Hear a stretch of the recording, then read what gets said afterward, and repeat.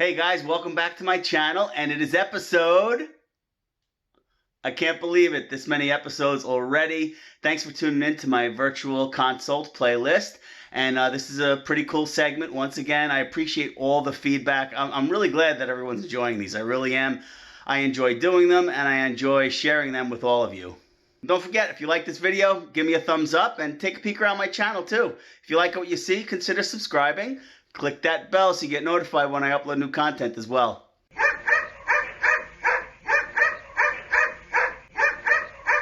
You have a 2-year-old pit, resource guarding.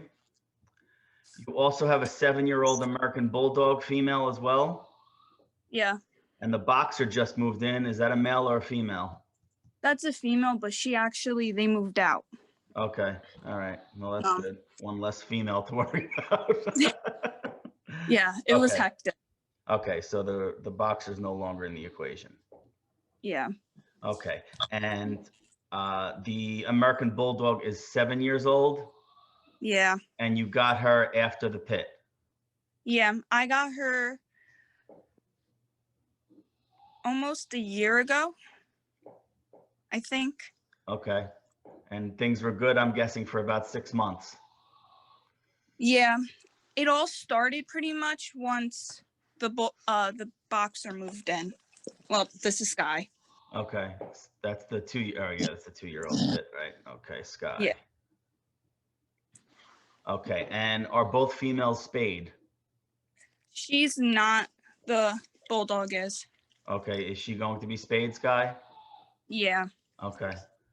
When is that going to happen? I'm hoping by December. Okay. All right, good. Yeah, because it's not going to fix things, but it's certainly going to help. I mean, she's an adult, she's mature now. What she's been through 2 heats so far? Yeah. When I got her, she was in heat. Okay. And then she went into another heat since? Yeah. Okay. All right. So yeah, so she's an adult, she's experienced hormonal growth, so spaying is obviously an appropriate action to take right now, considering you have some conflict. When did the boxer leave? Like 4 days ago. Okay. All right. Have you noticed any changes since the boxer left? Yes, since Hannah's not here, that was the girl that lived here, she hasn't been like aggressive in a way, but she hasn't had any toys. She hasn't really picked anything up in her mouth. Long story short, Hannah would leave anything and everything out. And I told her, like, don't leave, her dog's name was Bella. Don't leave Bella's bones out. Don't leave, blah, blah, blah, blah, blah. And that's what happened. Hannah went to get a bone from Sky. Sky backed her up against the wall, snarling at her, snapping at her. And I was like, I wasn't even home. And I got a phone call. Your dog's trying to eat me. And I was like, what do you mean? Right. But that's the only person she's ever bit, ever went after. And it was just kind of scary because then she went after her over a stick. She went after her dog over a rope, over a bone. And she had a boxer cane corso mix. The dog's huge compared to her. Right. Okay. So, generally, how is their obedience? Both dogs, not just Sky, but Daisy is the Bulldog, right? Yeah, she's good. She doesn't use a leash or anything. She doesn't go potty in the house. She's just kind of a mush, as you can. She's generally good. Sky, I have a zap collar on her for when she's outside because I just feel bad because she gets to run around and play, and she'd be tied up to, like, the long leashes. So I got her a zap collar. She doesn't really do anything in the house anymore, but she listens to when I beep it. I try not to shock her unless she tries to eat a chicken. Okay. Outside. So all right, so you don't have a fenced in yard then, right? No, I have 65 acres of property. Oh wow. Okay. Gotcha. Yeah. Okay. All right. Okay. So you're really rural then. Yeah, I'm in Pennsylvania. Okay, all right. Um, so that eliminates my question. Do you walk them? Because I take them on hikes, like right, Sky. Um, I take her on hikes. She doesn't really do too good with them. She could do like a mile or two, right, but I've taken Sky on like 10 miles hikes yeah, before. okay, And she just goes, wants to always keep going, right. going, going, going. And then it's me like tired. Right. Okay. All right. So generally speaking, let's say before the boxer and your roommate came, Hmm. the relationship with Daisy and Sky, can you describe that for me overall? They were bonded by the hip the minute I brought her home. They Okay. were best buds. Perfect until she is food aggressive. Like if she has a bone in her mouth, you could take it out. Any like people, she's fine with, but when you're feeding her, they have to they have to be fed separately because she will like growl, but she's never attacked her. On the Okay. other hand, Sky, she was never I guess she was never really around dogs the first like 8 months of her life because Okay. I got her off of Craigslist for free. Hmm. And the first day I met her, she jumped up, literally grabbed me by my hair and pulled me to the ground. Oh, wow. So, and I still took her home. But then once I just always fed them separately, but they used to run and play tug of war. It sounded like a dog fight, but it never got physical. Hmm. But now I'm just nervous about it because I've seen what she does. And Right. it's just Well, kind I of mean, scary. generally, I mean, especially pitties and even bulldogs, they're very vocal when they play. So Mm-hmm. play growling, I really don't read too much into it generally. Yeah. I think obviously the primary issues is you had an extreme change in your environment with your roommate moving in and adding another dog to the equation, right? So that's part of it. The other part of it Mm-hmm. is Sky is growing up now and maturing. So the propensity for same-sex conflict could increase as the younger dog matures, right? Um, Yeah. but again, I mean, vocalization is just communication at face value, right? So if Daisy growls a little bit at Sky, let's say obviously you're feeding them separately, right? So that's not even an issue Yeah. anymore. Um, so let's just say that you gave them each a treat or something, and Sky growled. Would Daisy either ignore or back away, or would Daisy respond in kind? If she drops, okay, so this has happened before. I both give him a treat. She takes a minute to eat it because, you She's know, slow. yeah. She'll break her treat in half and drop it on the ground. But Sky goes and tries to get it. 9 times out of 10, I'm right there still, able to grab it before she can get it. She won't,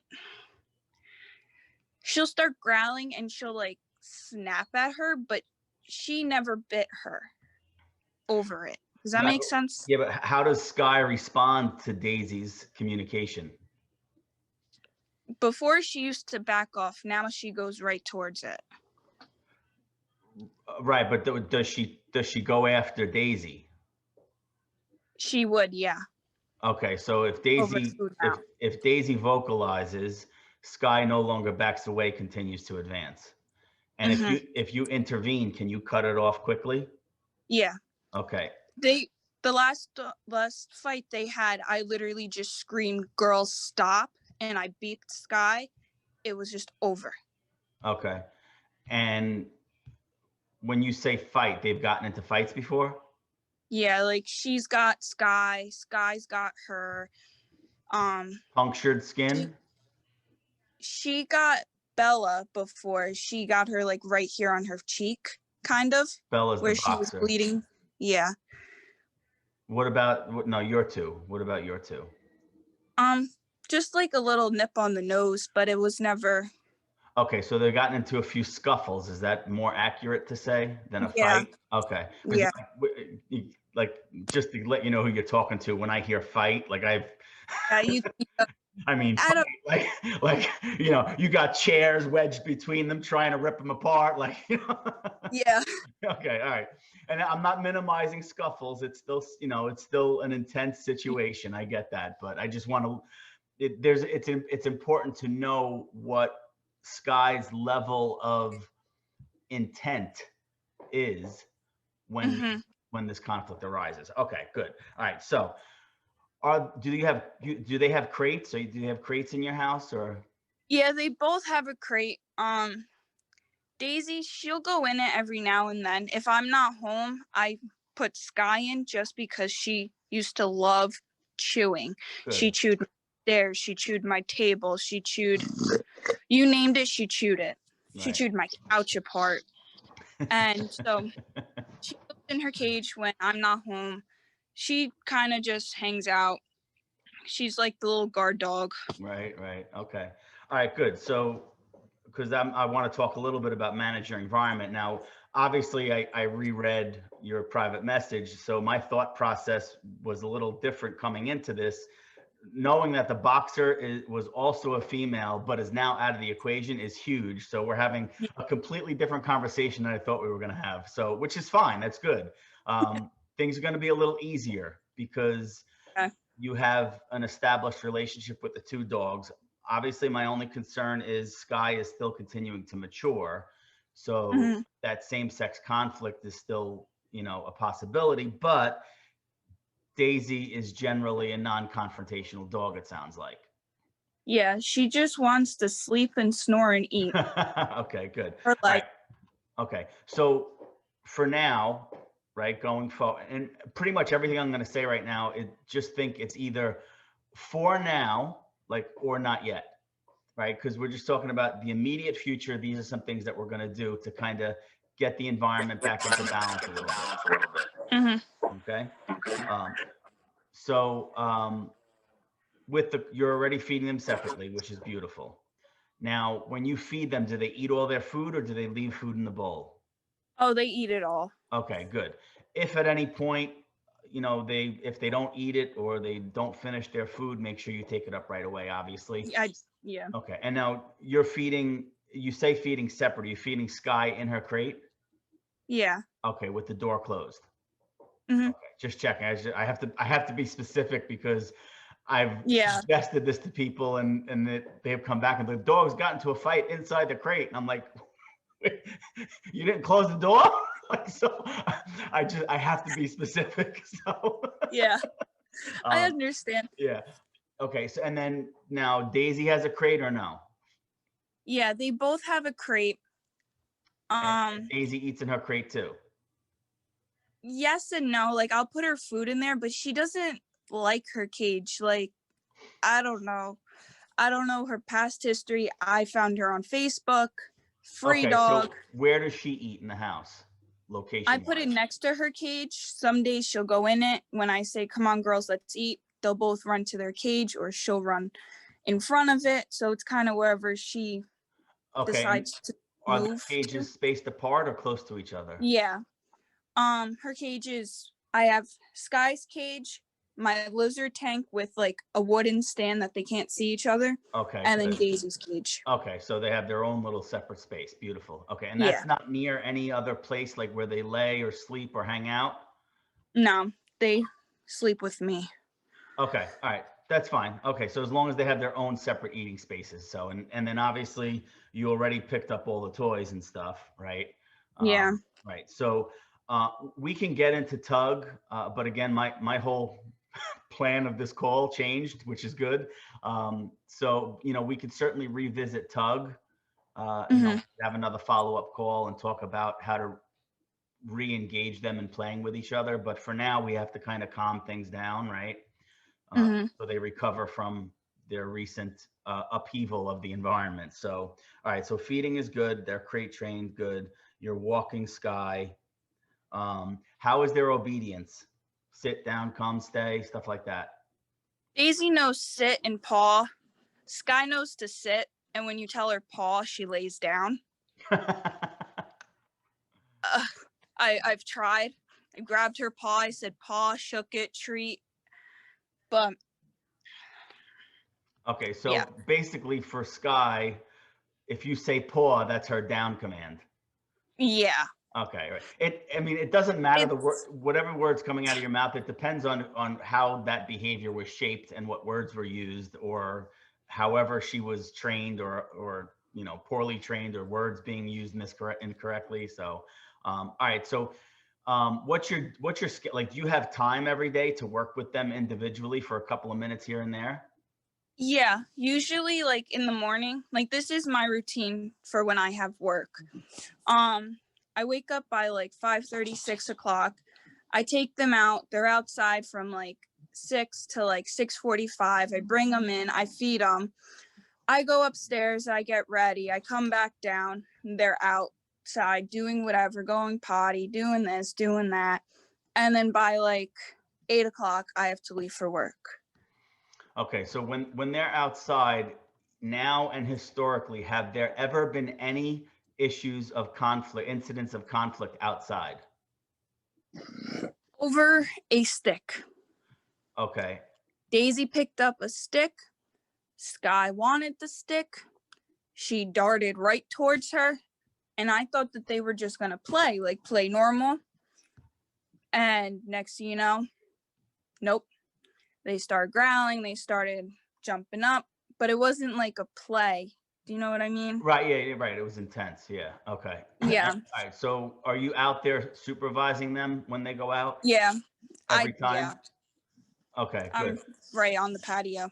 Okay, good. And all right, so it's important because they still need to have their freedom. It's important for them to be able to go out and it's good for their relationship too.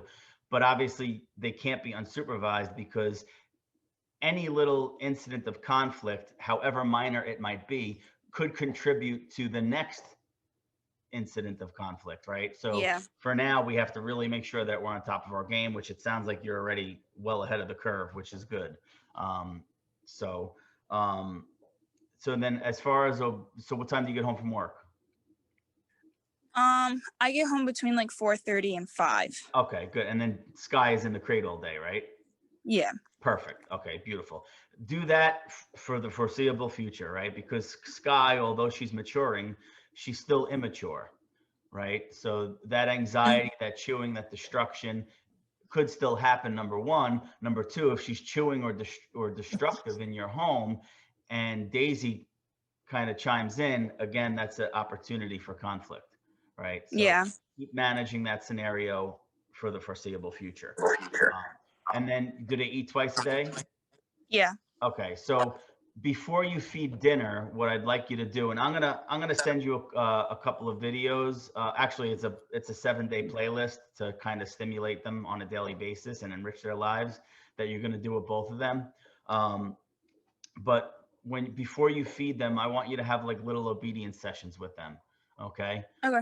Just like a couple of minutes, nothing too long, just to work them before they eat, right? Because if you feed them, they might not be as willing to work, right? So if we work them on an empty, hungry stomach, we're more likely to have success. So, and obviously you get home, they're inside all day. You could let them out, Hmm. so they could do their business, come back in, put Sky in the crate, right?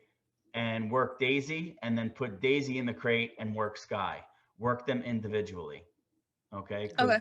I want you to, obviously you're going to be using treats and stuff and a lot of positive reinforcement, just to make sure that we're putting you in a position for them to really want to work for you. And you got two bully breeds, so with the exception of Daisy, who might be a little lazy, may not Oh, perform as enthusiastically as Sky.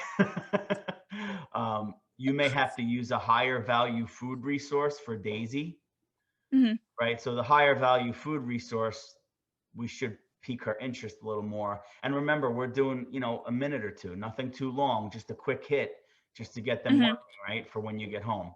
Now, obviously with Sky, she needs more activity. She needs more stimulation, not just the physical stimulation, but also the mental stimulation, which we'll talk about in a minute. Does that make sense? Yeah. Okay. So let me just cross off my list. I have a little, I'm old school. I take notes. It's okay. Okay. Um, As far as the conflict goes, you pick the toys up. So Daisy doesn't like her crate, but she'll go in it, right? Yeah. Okay, so one thing I'd like you to add to their life every day, and this could be, it doesn't have to be a long crate confinement period. And I know Sky's in the crate all day, but that's okay. Even if it's just for like a 3 to 5 minute session inside their crate where you give them something to chew on, like a cow ear, or even something as simple as a duck foot or a lamb ear, something that they're going to crunch through in a minute or two. It doesn't matter. Just something to get them crunching inside their crate, because we do want to make sure that we can, Sky's solid in the crate, but we want to continue to create some positive association for Daisy's crate, right? Because we are going to be utilizing this a little more as we work through obedience, because you're going to need to work on their obedience. It's going to be an important part moving forward. Yeah. Even if you have to restructure Sky's obedience vocabulary. Okay. And then are there any other caregivers in the house? Is it just you? My grandparents, but they don't come down here. Okay. All right. So they're in a separate part of the house. Yeah. Okay. I rent out the basement. Okay. All right. That's fine. I just want to make sure there's no other caregivers that could undermine what you're trying to do. Perfect. Yeah. Beautiful. Okay. All right. And then what else? Is there anything else that cropped up? I mean, obviously the box is gone, so that eliminates a whole lot of problems. Yeah. And your roommate who wasn't listening to you. All right, so one more thing that I want to talk about is resource control, okay? And you probably have heard it mentioned in the form of nothing in life is for free, where the dog always has to do something to get something. Like, right now you're feeding them in the crate, so they run in the crate. Before you put the food bowl in, make them sit, which you might be doing already. Okay. I could do that. So they run in the crate, they're standing, right? Make them sit before you put the food bowl in. And basically that's resource control. They're performing a behavior for you to earn their food resource. Okay. I also noticed they're allowed up on your furniture. Yeah, that was I tried to keep them off this couch because I ended up picking up that couch for free. Okay. Sprayed it down for bugs, whatever, Right. washed it. It was actually just like a cover on it. Okay. And that was supposed to be their couch, but they want to be next to you. Yeah. Okay. Right. So now just to point, I'm just pointing this out. I'm not saying that you have to make this change, but resources include food, treats, affection, playtime, furniture. All these things are potential resources that we want to control, and we want them to earn it. Okay. Resources are also opportunities for conflict. Now, again, you've never had issues over the couch, right? No. Okay. But it is something that you might want to consider just temporarily restricting access to. Okay. Okay. And it all depends on, I mean, we all have our days where we just want to hang out and cuddle with our dogs. Like, yeah. If we have a shit day at work, like, I mean, I do this stuff every day. My dogs are they're always earning everything, but there's days where I'm just like, they're all over me. I'm making all the mistakes that I point out to my clients, but we're human, right? And why the hell do we have dogs, right? I mean, yeah. I love cuddling with my pit bulls, right? And those are the exceptions, right? The thing is, we don't want them to be like both on top of us. Like, we don't want both dogs on top of us where they could potentially be claiming us, or again, because we're a resource as well. So, and I'm just pointing out resources because resources are all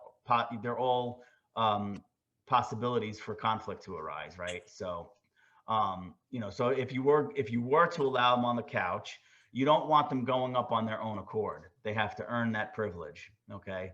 Now, if you're in the kitchen or you're in the other room or something, and they're not on the couch, and then you come back in the room and they're on the couch, right? You weren't there to control it. So that's kind of one of the, that's an area that's like a compromise, if you will, or an exception to the rule, because you're not there to control it. But let's say you're watching TV or whatever, and they're laying down on the floor or the other couch, right? Because the other couch, it would be acceptable for them to go on, right? Hmm. And then you go, let's say you go into the kitchen to grab some popcorn, and then you come back in and they're both on the couch. You have to get them off, right? Okay. If they got on when you're not there, that again, that's the exception to the rule. That's okay. But as soon as you come back in the room, get them off. If you want them to come back up, make them sit, and then you can call them up. And it's best. And I see that that's kind of, with the exception of you just showed them laying down next to each other. Hmm. You know, when you let them on the couch that you're sitting on, it's probably best to have one on each side of you. Yeah. And They were laying like that, and then Daisy went behind me. okay, yeah. And generally when, you know, and I mean, my guys love each other. I don't have any issues, thank God. It's been a long time because I always get the crazy dogs. But you know, I do too. yeah, but my guys are good, but even though they're good and they're solid and I don't worry about anything, when they're laying down next to me, you know, they usually curl up in a ball. I make sure their heads are either facing forward or away, never towards each of my legs where they're potentially staring at each other. Does that make sense? Yeah, that Right? makes a Because lot of sense. we never want to put, not that they're going to fight over you, but we're a resource as well. So we want to put their bodies physically in a position where it's non-confrontational. Because if my hands are their heads, this is a confrontational position. This is Hmm. not. Right? So, you know, even if you have to kind of scooch them a little, you know, so let's say, you know, if their heads are facing, if you're watching TV and, you know, they're curled up and their heads are facing the TV, that's fine. We just don't want them like both heads on the lap staring at each other, like kind of thing. Yeah. And these are all just little things just to minimize opportunities for conflict. All right, so we have and I'm going to send you my 7-day dog care challenge. Those are some things you could do as well. Are there any other questions right now? You know, because obviously you've already started making some changes and managing the environment, which is a big part of the equation. Um, probably not. Okay. My main concern was her going after people and going after the other dogs. But Yeah, and I mean, obviously she was in a tough spot as far as, you know, she was making decisions on her own. Your roommate's decision making certainly wasn't helping. An added dog and added resources to the environment, just it exponentially increases opportunities for conflict. Right? yeah. There is one thing that I would like you to do for me, if you will, for both of us. So when you're doing these little mini sessions, right, when you're training them, if you could take a little video and send it to me through Facebook, Okay. because then I can see how you're working them. I could look at, you know, and well, you're alone, so can you prop your phone up, or do you have like a little tripod or something you can take Yeah. video of? All right, so if the main thing is that if you're training the dog, it's best to hold the phone horizontally so I can get you and the dog in the frame. Okay. Now, obviously, if you have it far away enough, you could hold it vertically. But it's easier for me to critique when I see the handler and the dog in the frame. And whether you're doing it inside or outside doesn't matter. And then I can kind of critique your obedience, and then we can go from there and, you know, obviously work on their reliability. And I'd like to see how they respond to you when you're working them. Okay. All right.